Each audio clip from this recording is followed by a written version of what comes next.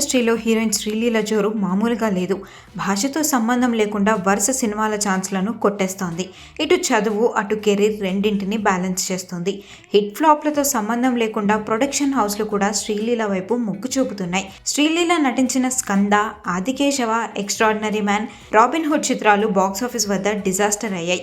అవకాశాలు తగ్గిపోతాయి అని అనుకుంటున్న టైంలో పుష్ప 2లో కిసెక్ స్పెషల్ సాంగ్తో ఒక్కసారిగా మళ్ళీ ఫామ్లోకి వచ్చేసింది.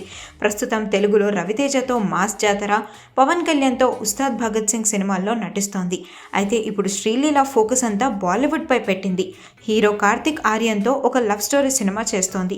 అయితే బాలీవుడ్లో టాప్ హీరో సరసన హీరోయిన్గా ఛాన్స్ కొట్టేసింది శ్రీలీల.